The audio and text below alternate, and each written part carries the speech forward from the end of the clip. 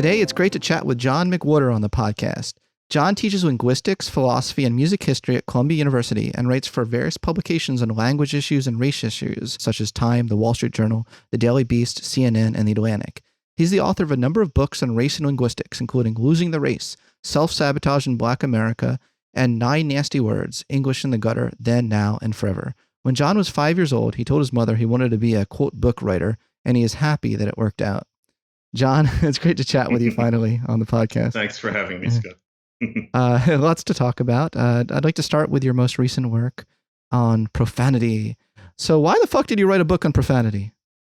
You know, for a reason that's a little bit cynical, which is that it seemed to me that there are 4 topics about language that had a chance of being the topic of a book that would really kind of get around. I wanted to have one book that really got around. I've written more than I care to even mention. And you don't write them in order to have them become bestsellers. But I wanted one that was a hit. And I thought it could be about whether there's a universal grammar. Steve Pinker did that 25 years ago. It was a hit. Then I could do one where I say that language usage is going to the dogs. No linguist believes that, and a non-linguist wrote that book. It was Eat, Shoots, and Leaves 20 years ago. She got rich on the basis of it. Then there is what is language? What does the internet do to language? And Gretchen McCullough, my friend and colleague, did that book, Because Internet, a couple years ago. And so that's taken care of. And it's not really my subject. And I thought there's really only one other subject, and it's cursing. It's profanity. That's what people really care about. And I thought I can get interested in profanity because I would like to share my take on language. And I can't do that writing about Hittite and Creole languages and Navajo. There's a point beyond which most readers aren't going to come with me on that. I thought stealth linguistic lessons might come through just talking about our 12 9 nastiest words. So that's why I did this book. It's a good enough reason. So it's an interesting question, how and why words become profane. There are words that weren't profane that become profane. And then there are words that weren't that were profane that don't become. Is that right? I'm actually trying to think of an example of that. That's why I'm stumbling, because I'm like, wait, are there any words that were profane that are no longer profane? That one's harder for me to come up with examples, but there's definitely examples of the former. Yeah. Well, to tell you the truth, damn and hell are not what any anthropologist would think of as profane. A naive anthropologist analyzing the way we use those 2 words would find that we classify them as profanity in the same way as we classify tomatoes as vegetables, even though we know they're all fruits. But damn and hell are now maybe a little bit salty. But I got my mouth washed out for saying hell in about 1970. I would never feel that way about one of my kids saying it now 50 plus years later. So that can certainly happen. And then, of course, there are words that start out as either nothing at all or as just salty and snickery, and then they become profane, as in taboo. And that's the history of most of the words in our little collection of 9 or 12 words. Okay, well, let's talk about some of these words.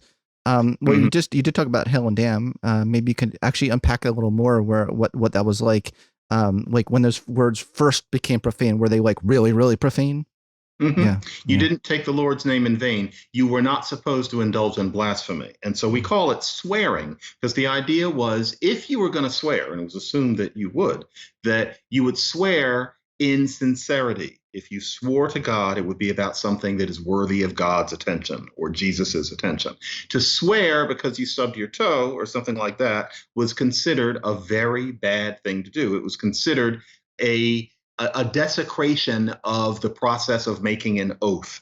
And therefore, it was blasphemous. That was how you cursed in early English, by taking the Lord's name in vain. And therefore, damn and hell, referred to in passing, which of course people always did to an extent, was considered a transgression.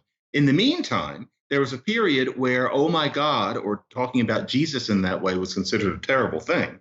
But you could have a name like Henry Fuckbutter, and it wasn't a joke.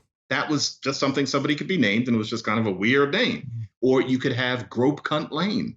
And that was considered a perfectly normal thing to call a street where certain things went on. Those words were salty, but they weren't profane. That only started happening in the 14 and 1500s. So these things develop based on what the society is hung up upon. Yeah, and then I've heard the expression "damn it to hell," which they incorporates both. That much. That's like super uber bad. Yeah, to say Hmm. that. Um, yeah, and then there's something about the word fuck. You know, I started off saying, "Why the fuck did you write the book in profanity?" I don't know if you caught that. I don't. That's not like my normal thing. It's not like I have a normal. I have guests on, and I'm like, "Hey Bob, why the fuck did you write your?" You know, I did that. So I want you to be clear. That's not how I normally talk.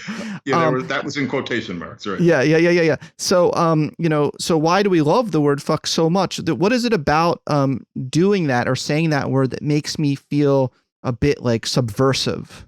Hmm.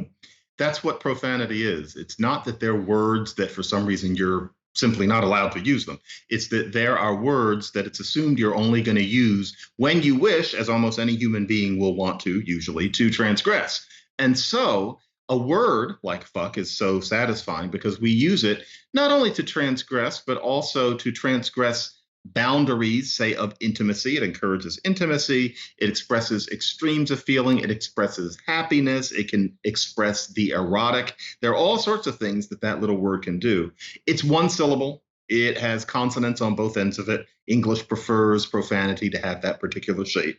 And for that reason, fuck has made its way into the language in such a way that this naive anthropologist, again, if they had to learn actual colloquial American English, learning how to use that word would be difficult because of how subtle and rich its spread is. If they didn't know it was considered a bad word, they would have whole, theses that they'd write about the subtle aspects of the dozens of uses of that word that we use. It starts as this verb referring to sexual intercourse. Now it's a gesture rather than a word. It's a fascinating little thing.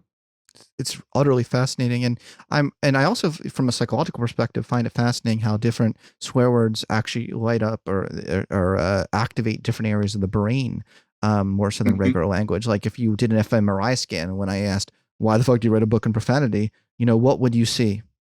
Well, what you would see is that why did you write a book on profanity is generated in the left brain in two areas kind of near the ears. And most people, ordinary vanilla language is generated on the left side. But then things like taking in what the tone of a sentence is, what its intonation is, you take that in on the right, and then it gets passed to the left. And so the right brain, the id brain, the Dionysian brain, that is where profanity is generated from.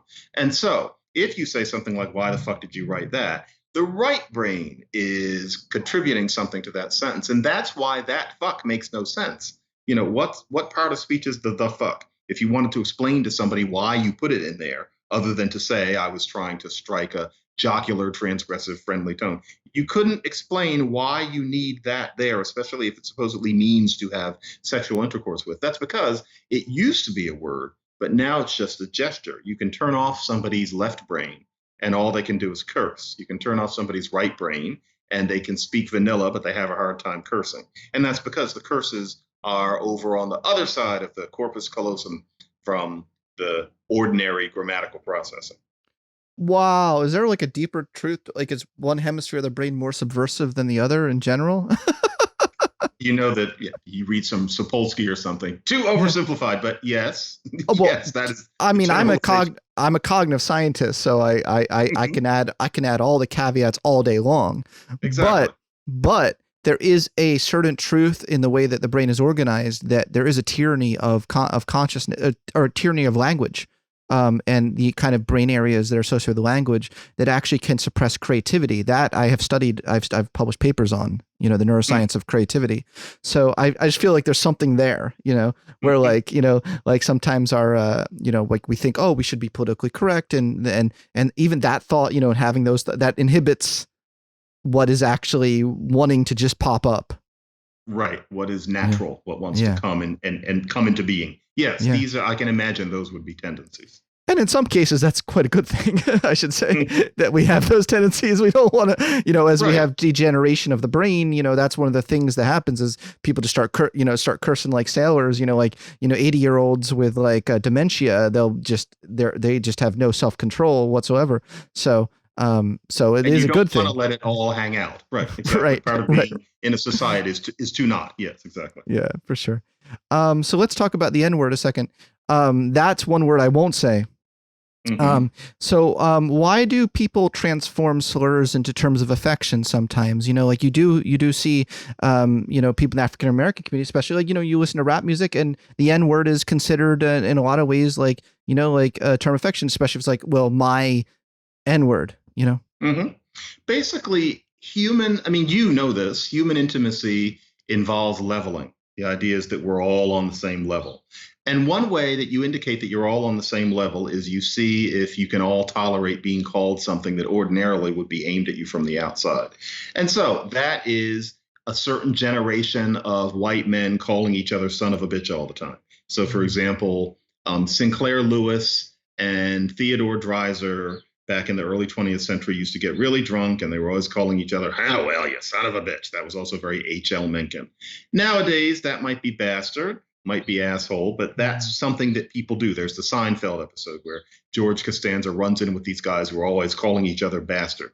What black men do with the N word is the exact same thing. So people are calling us this slur. Well, one way that we're intimate is imagine if we are being looked at that way from the outside, all of us can be.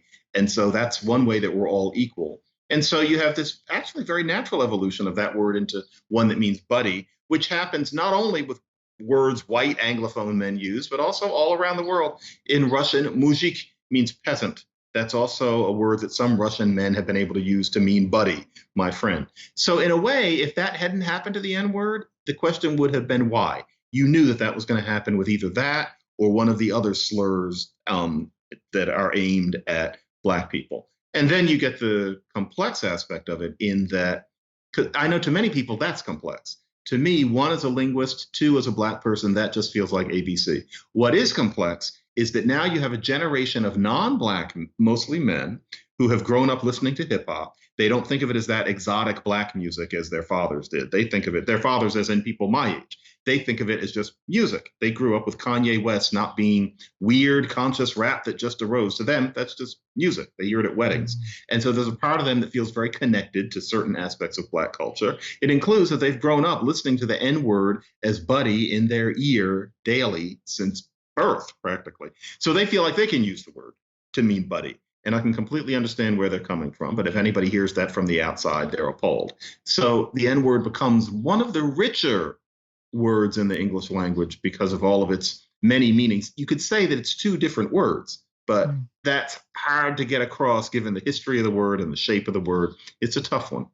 Yeah, two different words in the sense that one ends with A and one ends with ER. And they have two very different connotations. One is enunciated in the Black English dialect. Yes. One of them is the standard. Now, for many people, that's just putting too fine a point on it. For me, it isn't. And you know, to be honest, there are words in Scots that are the same but different from in English. And so in English, home is what we know. Hame is home to a Scottish person with whatever they eat, and not London, but hame. It's kind of a different word, but not. If you ask a Scot, they say hame is the way we say home. Fine line. The whole thing with the N word is the exact same thing. And so it's never going to be an easy word. For sure. Hey everyone, I'm excited to announce that the 8-week online Transcend course is back. This iteration of the course, which will run from September 5th to October 24th of this year, will use science to help you live a more fulfilling, meaningful, creative, and self-actualized life. There will be limited slots available, so save your spot as soon as possible. In addition to the regular class pricing, we're also offering limited slots for personal self-actualization coaching. Save your spot today by going to transcendcourse.com. That's transcendcourse.com. The Transcend course is just one of the offerings of the brand new Center for the Science of Human Potential. The Center for the Science of Human Potential's mission is to use science to help each person fulfill their highest potential and contribute to the good of society. Toward that goal, we offer classes, coaching, and consulting opportunities to help people apply the latest science to help themselves, their organizations, their schools, their families, and their communities to be more creative, loving, and full of transcendent possibilities. For more on the center, you can go to scienceofhumanpotential.com. Hey everyone, doing this podcast for y'all is one of my greatest privileges, but the costs of maintaining a professional production like this one really adds up. I'm grateful to today's sponsors who help fund the show. But if you'd prefer a completely ad-free experience, you can join us at patreon.com/psychpodcast. You'll get completely ad-free episodes, all while directly supporting the show for as little as $5 a month. That's patreon.com/psychpodcast. What's interesting is also you think about how some cultures, religions, races, etc., don't decide not to ever adopt a word as words of affection. I think of the K word with us Jews, it's not like I ever say, "Hey, my, K person," like that. That's gone. Do you know what I mean? So it's interesting to think how some turn and morph and still are in the vernacular and are used affectionately in some ways, and some are just kind of gone from the whole lexicon entirely. I've never thought about that in itself, in that I'm going to go out on a limb here. Jewish people don't do that. And I don't know why. Italians have, Irish have. When I say the question would be, why not? There's a question there. Why did not Jewish men ever say, well, yeah? And I don't think there was any equivalent. Nobody used, if I may heeb, that way. That did not happen. Somebody should do a study as to why that kind of affection, like I'm going to take a stereotype. What did Tevye and Fiddler on the Roof call his friends? And it wasn't anything like that. That's interesting. And I mean, not in the play, but in real life, what did that person call his friends? And I don't think there is a leveling term of that sort that started as a slur. That's interesting.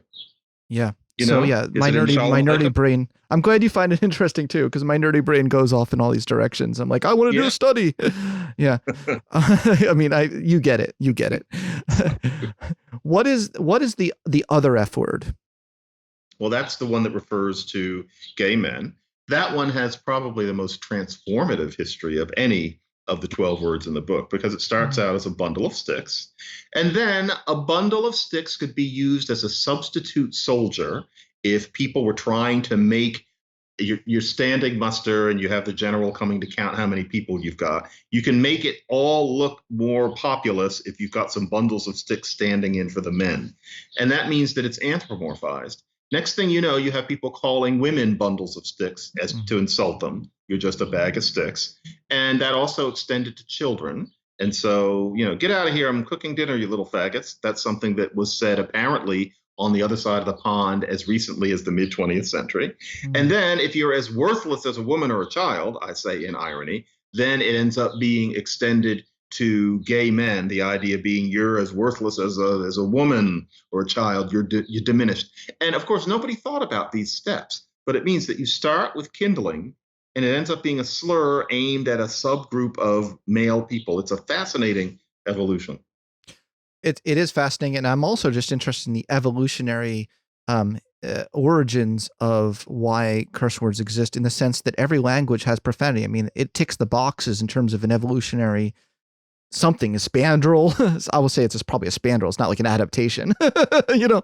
But what is that? What is the spandrel off of? What is the underlying human drive or human? What is, it's, similar question is, why does every language have, or every culture have religion, right? What function does that serve from an evolutionary survival or reproduction point of view? What about, well, what do you think? I think in terms of the spandrel, what happens is that you use something that started as a word in order to be able to transgress, or in order to be able to have certain things that are taboo, because that's part of what unites a society together, what things you consider taboo and unite in that kind of awed respect of. And so, the spandrel analogy is very apt. And there is probably, and I haven't checked all of them, probably no language where there aren't things you're not supposed to say that are nevertheless said. And the only question is, what domain are those words going to cluster around? It depends on what interests or horrifies or concerns the society. So that's part of what it is to be human. Yeah, I love that. So I think that puts a nice sort of completes that topic, and I think we can move into the race topic now. What do you think? Okay. I think we can. And I should tell you that 6 o'clock is my cocktail night, and that does not change. I'm going to take a sip of mine. I love it. Please feel free. And I feel like I didn't adequately prepare.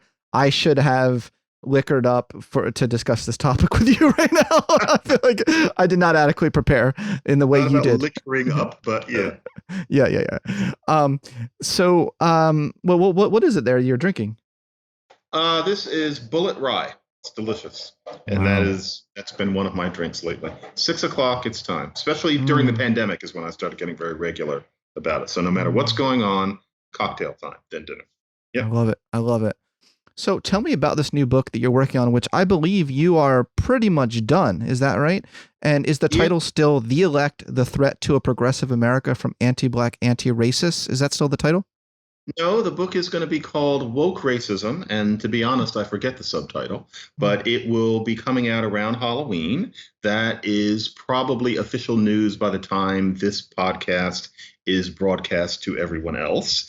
And so it will not be called The Elect, it will be called Woke Racism. And so that means that this year I have two books coming out, which is something I'm never going to do to myself again. But yes, the book that's being put out on Substack in pieces has been considerably jiggered and will come out as a different version of that as Woke Racism in very late October. I'm actually surprised you called it woke racism because I know that you've been trying to stay away from the word woke and talk about the elect differently. So that's probably from a marketing perspective, which I do understand. But can you Definitely. tell me what what you mean by the elect, and why you think they're doing great harm to society? Well, the elect is not just woke people. Mm, Many people would be surprised that I consider myself woke. It's mm, woke people who are mean. It's a particular kind of woke person who feels that their view of things is the way humanity should be, that mm, anybody who questions that is inherently a racist and therefore a moral pervert and therefore dismissible, and that this particular imperative of theirs should be central to all moral, intellectual, and artistic endeavor. Their idea is, and most of them are not going to name this explicitly, but there's a kind of woke person who feels that battling power differentials, and within that, the main differential is white people's power over Black people and other brown people. Battling power differentials must be central to all endeavor. Systemic racism permeates society. That must be our main concern. And, that's a view that one can respect, but there's a certain kind of woke person who feels that that is such a self-standing truth that people deserve to be browbeaten, expelled from their jobs, socially shamed in the name of it. And that is a kind of person who's existed for a long time. I've known people like that since the 90s when I was in grad school. But especially last summer, that kind of person acquired a certain purchase upon the national consciousness. And they're at this point in a position to influence a great many institutions. And I think that they are well intentioned. I think they're sincere, but I think they're poisonous and I think they're wrong. And nevertheless, a great many people are inclined to do what they say because their modus operandi is to call you a racist on social media if you don't do what they do. Social media gets around to a lot of people, and many people aren't up for being called a terrible thing on social media on a regular basis. And so everybody knuckles under to these quote unquote anti racist imperatives. But it creates not only a lot of mendacity, but it creates an awful lot of obstacles for Black people to truly succeed in this society. A great deal of the elect, as I call it, ideology is based on the idea that if Black people are having some sort of problem doing something, they should just be exempt from doing it and we should change our sense of what standards are. That to me is not how a society should be run in any post Enlightenment sense. And yet there are a lot of people, and a lot of them have PhDs, who sincerely believe that that's the way things should be. They used to be that cranky, peculiar person on one end of the faculty meeting table. There was one of those people, frustrated. mm. Now that kind of person is standing up and calling the shots. I don't think that's the person who should do that. No one person should do that, but certainly not them.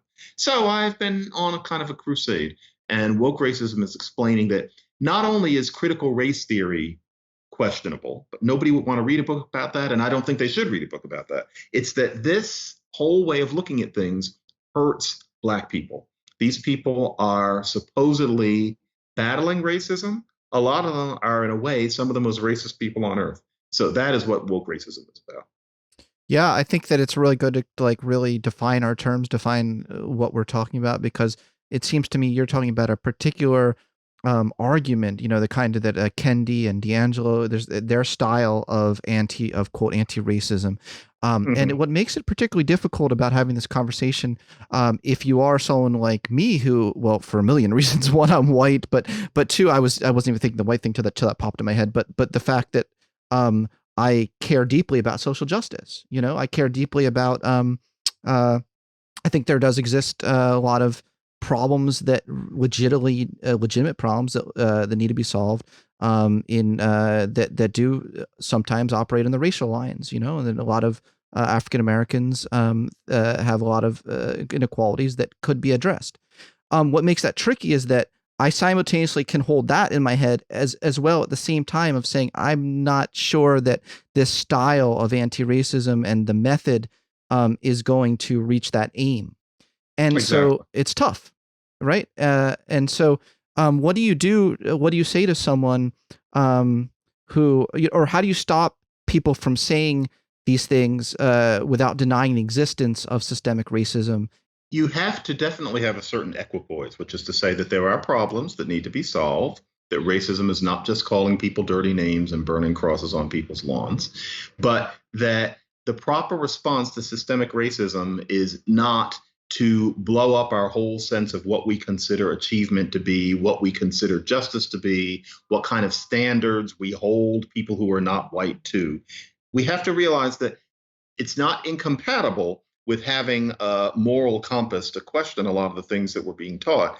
And something that moves me particularly deeply, and has for 25 years now, is that when you put a certain kind of maniacally power differential focused orientation into society, you condition a certain kind of Black person to exaggerate. And I hate to say it, but I think all of us can see it, that yes, racism exists in this post 1960s atmosphere, but that there's a certain kind of Black person, often joined by a certain white fellow traveler, who exaggerates. And I don't think that the people are doing it in order to curry power. I don't think that the people are doing it as a temper tantrum. I think that there is, as you have very nicely illuminated, and I want you to talk about it actually, there's a victimization mindset that is human. It's not about Black people. It's a human tendency among some individuals to exaggerate victimhood because of a certain psychological balm that it gives them. Not only are Black people not exempt from that because we Black people are human beings, but our current climate encourages, enables that particular human facet to emerge and to be supported. And I think that one of our biggest problems is that as a society, we are at a point where we need to be able to say, like you're doing, on the one hand, there are systemic racism problems that need to be solved.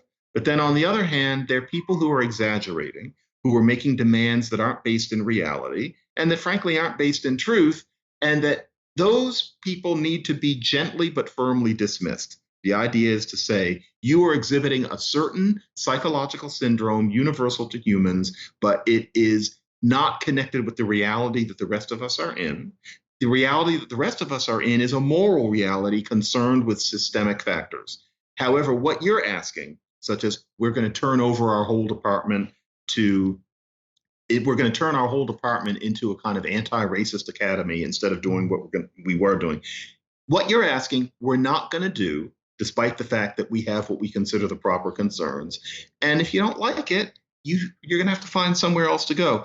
I wonder if we are a society where especially white administrators could tell Black students or Black faculty that and not feel like that makes them moral perverts. Because if we can't do that, I'm really frightened as to where we're going, which is why I want this literature, which you've helped call my attention to, on the victimization mindset, to be made more mainstream. We need user-friendly ways of discussing that. Because if someone like me says, you're exaggerating, many people say George Floyd. If someone like me says it's victimology, it sounds like I'm making up a cartoon term. We need you psychologists at this point. Yeah, I actually feel like a sense of purpose over this. But the point is, from my perspective, is that I'm not actually singling out African Americans. It's not like I wrote this article and that was what it surrounded, this victimhood mentality article. No. Because the thing is, I treat African Americans as human.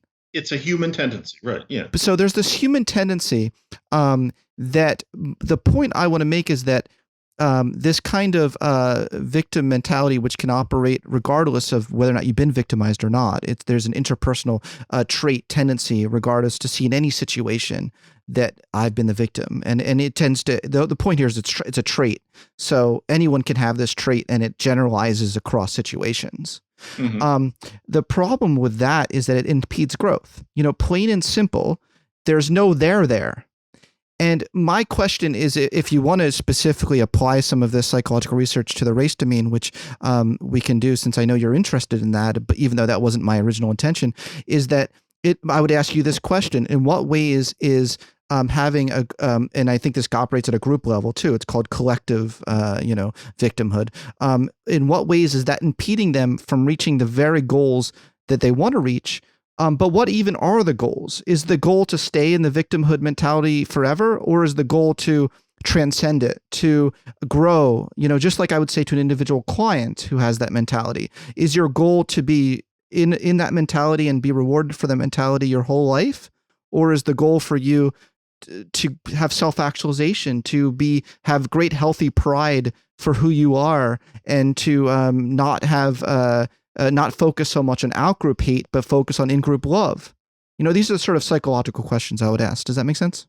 It does make sense. I think that there's a certain kind of Black person who actually has a sense of pride from this victimhood. It is what they seek. It gives them a sense of purpose. And as far as in group love goes, they feel that they're exerting in group love by supporting one another in these claims of victimhood. There's a sense of bonding in it. And so the problem is that I think with many, one way of handling this, I think, might be to say, are we looking to better Black America and to solve real problems, as opposed to are we looking to massage this sense of victimhood? Do you understand that massaging this sense of victimhood doesn't put more food in anybody's mouths? It doesn't train anybody for jobs. It doesn't change the police. That's something that might get through. But for many people, I think that the nurturing of that victimhood to them feels like a kind of healing. It gives them a sense of wholeness and purpose. I imagine that would be true among all people who have the victimhood complex, that you have to teach them that that's not wholeness somehow, that you can do better than that. But there would have to be a race neutral language to get that across to people, that you fashioning yourself as a victim is not a healthy form of spiritual completeness. Yeah, I mean, there's a whole field that I'm very passionate about in positive psychology called post-traumatic growth. And I think it's very much correlated with this, or with what I'm trying to say, which is that I would, my intention and my wish for everyone, regardless of your skin color, is that you, even if you've had traumas in your past, or and there are legit victims, of course, that you would be able to find some meaning in it that can help you heal yourself and help others. Exactly. And I mean, that's the point there is, can you grow from the trauma, as opposed to letting the trauma define you your whole life as the only thing Exactly. about you, as the only thing that you are, or could be, or could be. Yeah. The funny thing is, though, that Glenn Lowry and I refer to this person too much, but he really is useful. I think that someone like Ibram Kendi, who wrote How to Be an Anti-Racist and is now the current star on the Black race circuit, I think he would say that it is growth. Learning about the various ways that racism has manifested itself is growth, is learning, is thriving. For him, that's an endeavor that's worthy. And I mention him because everybody knows who he is, but he's a type.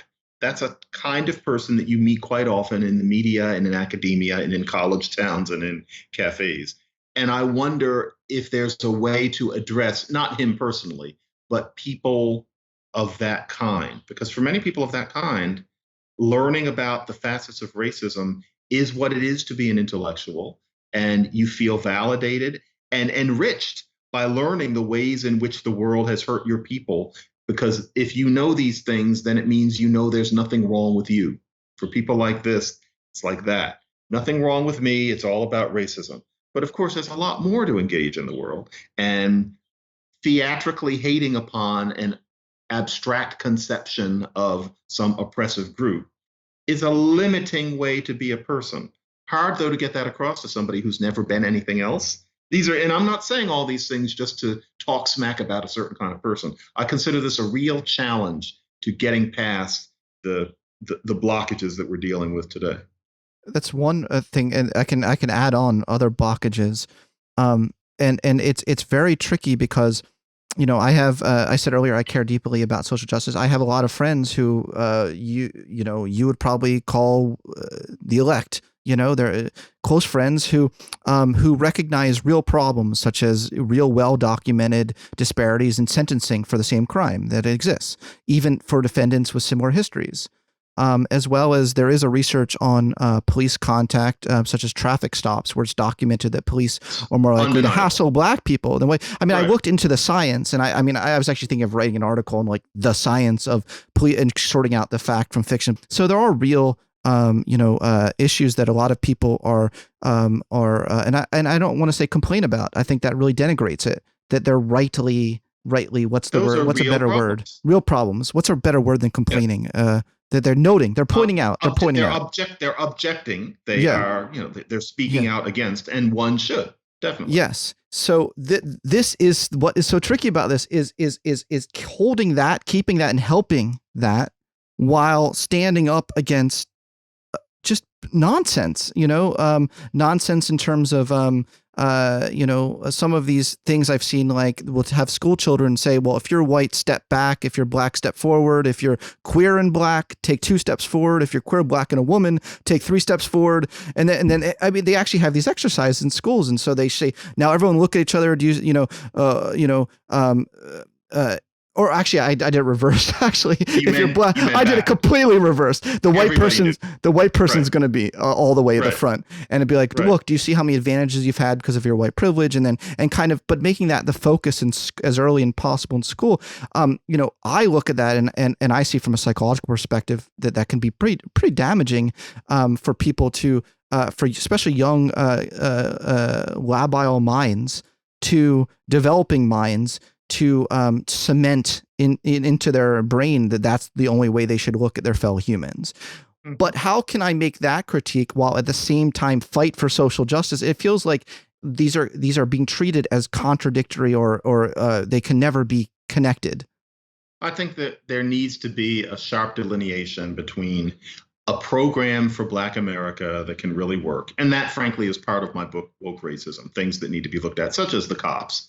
And then all of this ideology that puts people into little boxes that Strom Thurmond would have loved. We have to realize that we can criticize that while being interested in the other things. And that's why the other things, we need to be very clear on what needs to be done. And the problem is that, for example, the cops are nastier to Black people. There's no doubt. However, the cops, from all of the data, no matter how you look at it, the cops don't kill Black people more easily. And so on the one hand, the sun goes down and fewer Black people get stopped in cars. Yeah, that's true. Then on the other hand, there was a white version of George Floyd 4 years ago that nobody ever heard about. There's a white version of every Black guy that gets killed under unjustified circumstances. That is not the idea that a Black person needs to be especially afraid of being iced by the cops. The data simply doesn't support it. We need to be able to keep both of those things in mind. But the problem with the current ideology is that a person hears me say that and resists it.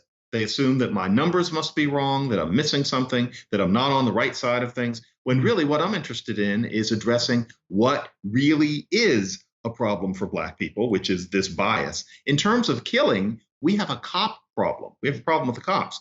The idea that we can't talk about that unless we talk about cops being people who murder Black people. That temptation is more theater, I think, or many people are just sincerely under the misimpression because of what the media portrays, than constructive. Because if we're going to think of the cops as these people who murder Black people with impunity because they can get away with it and they don't think of Black people as important, we're going after the wrong thing, because I think all evidence is that that's not what cops are like. So we have real problems, and we're encouraged to oversimplify everything. Yeah, it's so tricky in finding out, well, what is the real truth? Because sometimes I see people in the anti-racism camp, and I hate these different, like, don't ever label me, by the way, John. Please don't ever put me in a camp. But people, that they've now put, people, they've put they put like Coleman Hughes, they put Glenn, that you're all the anti-woke camp now, but I do see some motivated reasoning or bias even in that camp, right? And I don't know if it's intentional bias, but I'm not sure that, a lot of them aren't scientists. I've looked into the scientists. I would have little quibbles with some of the stuff you've written, like with the fryer, for instance. I'll give you an example. I read that, and actually I think that's been really well debunked, those fryer studies, because you can't condition on encounters in that analysis and get meaningful results, given that encounters are known to be biased. And there is some really, really valuable literature on research on killing unarmed people and race differences in that. This is why I was thinking maybe it would be worthy for me to actually write an article, and totally my attempt to be unbiased. I have no card in this race. I don't know I'm just a nerd. Right. I'm just a nerd to really get, because when you actually look at the things, so I think we have to be careful. Even someone like you has to be careful of making sure that you don't underplay things as well. So and I think you do a pretty good job overall, and I do have just some quibbles, and it seems like you're so open. You're so open to even listening to that, which I really appreciate. Well, the thing is, if you're in my position, inevitably you're going to make some mistakes because life goes by very quickly, and I'm not that kind of scientist, and so I'm going to miss stuff, definitely. And I figure to an extent it's inevitable that someone like me is going to slip up sometimes. I try my best to assess the evidence as clearly as closely as I can. So, for example, Roland Fryer has his answers to some of these things. I'm not in a position to assess whether or not his answers are complete shutdowns to the criticisms. You actually. Well, let's talk. We should talk more, John. We should talk more. So these things, but these things are hard, and I know what you mean in that it's easy to be on one side and to not want to acknowledge that the other people might have some points here and there, which is why I say the cops are meaner. That there's no doubt about that. There's a reason why Black people kind of cower at the cops. However, to me, it's almost inconveniently subtle. You don't need to cower that they're going to shoot you. That's not what goes on. It's just that they are menacing. But yeah, this stuff is tough. And dueling studies, I know because I am an academic in linguistics, I know how elusive the truth can be. That's certainly going to be true with every field. And if you're trying to wear a lot of hats, you're going to slip up. But yes, I do try my best. Well, I think that's the point, is like you admit that you're not perfect, and that and I'm really impressed even just in your response there. I feel like you're the type of person that if I loaded you up on articles after this call, I was like, hey, John, I just would love you to read some of these papers and maybe rethink some, even like this paragraph you wrote in this newsletter. I would want to know, because I am really interested in the truth, and the truth is hard. But yeah, for me, it has to be the real facts, including being open to being wrong. And, I'm human. I'm not going to let myself be wrong too much. But if you don't let yourself be wrong at all, I'm not sure you're dealing with truth. You don't want to be a partisan. So you have to, it's a fine line. It's such a fine line. And man, I just wish that it just wasn't so, these camps weren't so far apart. There's such a wide gulf right now. I'll give you, for instance, I was talking to someone earlier today, who you would probably put in the elect camp. And I said, have you by any chance come across the writings of John McWhorter? I think he says a lot of sensible things. And this individual said, oh, are you talking about that Black conservative? And the thing is, I don't even know what your politics are. I mean, you could be a conservative, but I never got the sense you were a conservative. And I think there's something going on here where people in this elect group, as you would describe, a certain style or a certain idea of the methods that they would propose or use, they immediately dismiss critiques as conservative. And if you're Black, you're a Black conservative. Or even at worst, I don't know if you've ever been called an Uncle Tom. Has that been something you've ever? Oh, of course. Yeah. You hear that. So how can I get you and Kendi on this podcast, like talking to each other? Like, is it, do we really live in a world where that's like impossible? Yeah. Well, it's with your elect friend. The truth is, we all only have so much time. We can't pay attention to everybody. And as intelligent people, we're going to draw patterns. And so if you're going to decide who you're going to read and listen to, if you know that a person is, quote unquote, a Black conservative because of a certain list that he appears on, well, maybe you're just going to dismiss him because you've got better things to do. I completely understand that. The only way I can cut through that is to make it known that no, I'm a black liberal who has never voted for a Republican, and yet I feel these ways. But if he never happens to catch that that is the truth about me or she, then I completely understand. But no, there are certain conversations that can't be had. I mean, for example, with Kendi shows in things that he says on social media and beyond. Kendi doesn't know what a debate is. Kendi genuinely doesn't know what the nature of academic or intellectual debate is. He thinks that he has found facts. I think he thinks that what a scholar is somebody who reads secondary sources and takes in the facts. And honestly, I think that's as far as he goes. I'm sorry to say it, but it's painfully clear that it's true. And so he thinks that a debate, for example, with Coleman Hughes wouldn't be worth it because the two of them would spend time clarifying what their positions were rather than having a debate. Now, in other words, he doesn't know what a debate even is. So what would the point be of getting into a room with Kendi? A lot of people say on Twitter all the time that Kendi and I need to have a debate, but he doesn't know what it would be to have conflicting ideas. He doesn't understand that anybody could have a morally legitimate idea other than his. So no, with someone like him in particular and people who think like him, no. But I do think there are other people, if you kind of cast it carefully, where they would understand that you don't agree with them, but you're not evil. And you could have it happen and it could be illuminating, but it's tough. Like they were trying to get me to do one of the monk debates about a month ago, and they were trying to pair me with somebody. And with one person after another, it was clear that the people who were proposed only wanted to have debates with me where the question that we would argue was one that they could easily win, where the job was that they were going to demonstrate that racism exists. And they seemed to assume that I was going to argue that racism doesn't exist. They just couldn't see beyond that. And a lot of these people are very prominent, very intelligent, and very credentialed. That's all they know. It should be better than that, but yeah, it can be difficult to get past it. Yeah, and another reason why it can be difficult, as you've rightly pointed out, I subscribe to your newsletter, and I think you say a lot of really, even though I said I have some quibbles. I mean, something else I want to point out, something that I want to point out that I think you're quite right about is a sort of anti-science thing that's cropping up on the left. And one of these examples you point out is the idea that all unequal outcomes must necessarily be due to unequal opportunity or racism, that we can't have multi-determined problems. And that's a very anti-science stance. And I don't know what to do with that as a scientist who I believe that if we're going to make changes in society, it has to be built on a foundation of reality, of truth as much as possible. That's always been the spirit I've had when I've wanted to make changes. Well, let's see what actually needs to be changed, first of all. But if we can't even have that discussion, like if we can't even talk about the truth part of it, then how in the world are we going to make progress?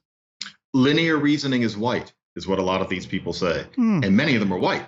That's the problem. If linear reasoning is white, then there's just no discussion to be had. Yeah. Why is that linear reasoning as opposed to multivariate, interactive, simultaneous system that thinking? Like, why can't we do that? That's what I'm into. Well, never mind that that's the holistic thing that I think we're supposed to think black people have. But if you put it that way, it's white because the words are too Latinate. And it's complicated and it takes effort to master. And so, no, black people just want to dance. So, that's where we're getting. Yeah, I mean, but that's so patronizing to black people, isn't it? Like I feel like I hold people in higher esteem than that. Not this Robin DiAngelo kind of person, and I mean kind of person. That there's a demographic tilt. It's often people like her, and yeah, they think that they're doing black people a favor by. I think essentially they think of us as Motown singers, and they think that because they like those songs and they like that flavor, and well, there's other things I could say that I won't. I think they think that they're paying black people a compliment by portraying us as orangutans. But I hope a critical mass of black people can understand the insult in that and resist it. And I think that a critical mass of white people can see it, but they're afraid of being called a racist on Twitter. We have got to get people past this fear of being called a racist on Twitter by people like Robin DiAngelo, because frankly, the world keeps spinning and justice is going to require that we get used to being called racists on Twitter and white supremacists on Twitter and seeing GIFs that roll their eyes. You're going to see Stanley from The Office going like this. I don't know how often I've gotten that one. You're going to see it. And other people are going to see you getting the Stanley rolled eyes.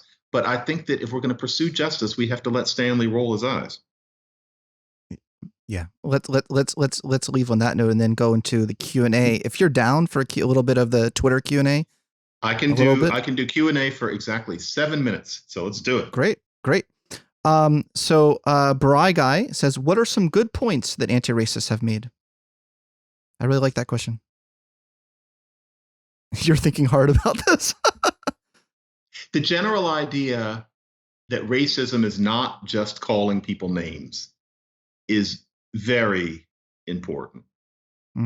Once you go from there, if you're talking about anti-racism in the way that we've been acquainted with it over about the past 5 years, I don't have much more good to say than that. And that's not me being a partisan. It's that stuff has really gone down a rabbit hole. But to teach people, there's a certain kind of person who says, I'm not racist.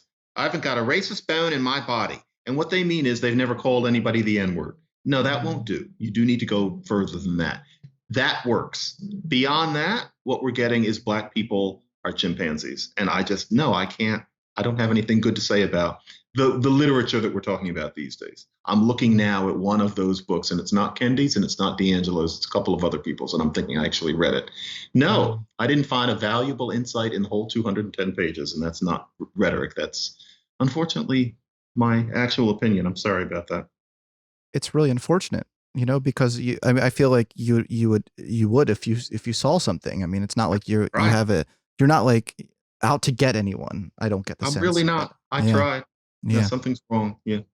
Mr. C says, how do I convince my wife that wokeness is a major problem, is infiltrating institutions, and is a general threat to the tenets of a free society? So far, I've convinced her only that I'm a tinfoil hat wearing lunatic. The answer to that is self-promoting.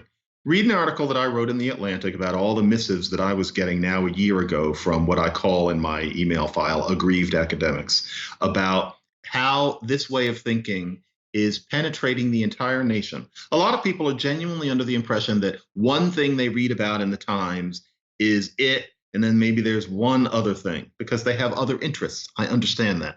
It's everywhere. And I am in a unique position to know this because Glenn Lowry and I have become unofficial clearinghouses of this sort of thing. Read how universal it was a year ago. And back then I was referring to what was, I think, 110 emails. Now it's well over 700.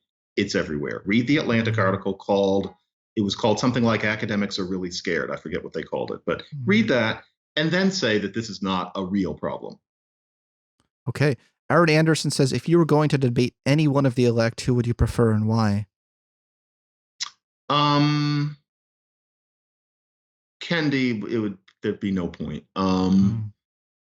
D'Angelo, it wouldn't make sense because I'd look mean for various reasons. Yeah. Tim Wise is an elect, and he and I debated a good 12 years ago, and his side won the debate, and unfortunately, they should have. We did an intelligence squared, but he's really good, and I completely disagree with his perspective, and I wouldn't mind debating him.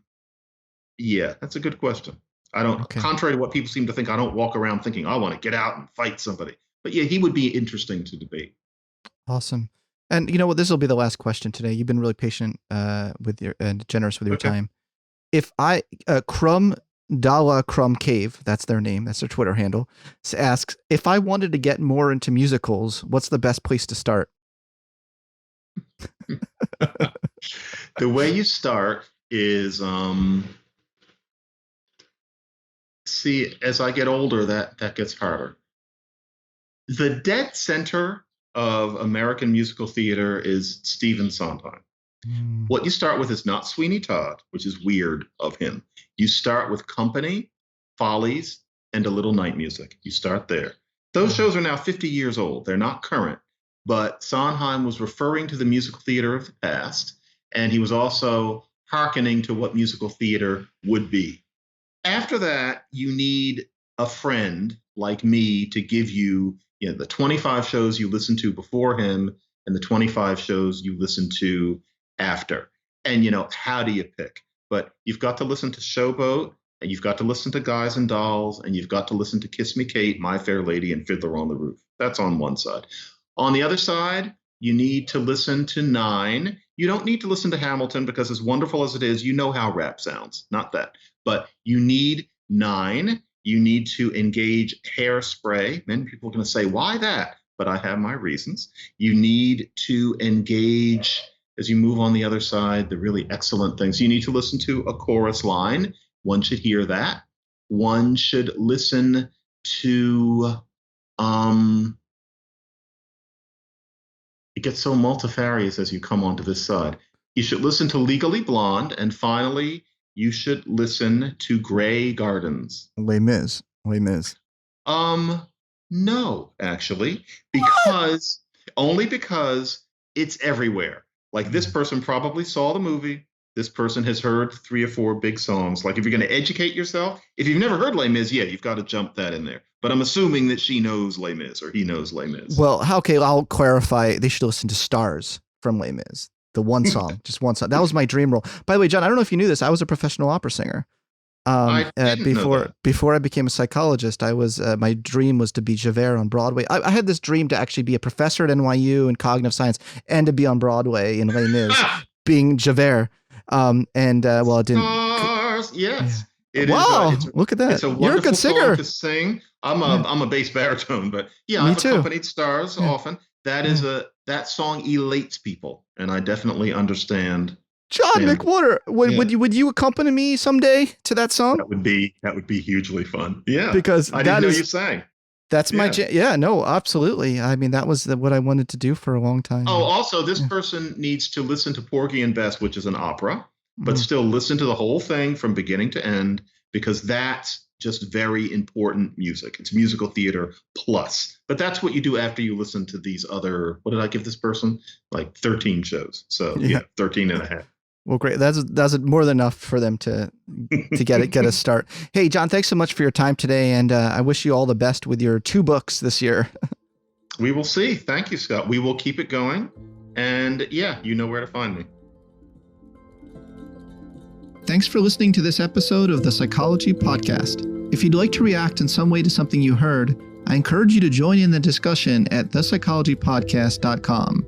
That's thepsychologypodcast.com. Also, if you'd prefer a completely ad-free experience and would like early access to new episodes, you can join us at patreon.com/psychpodcast. Thanks for being such a great supporter of the show, and tune in next time for more on the mind, brain, behavior, and creativity.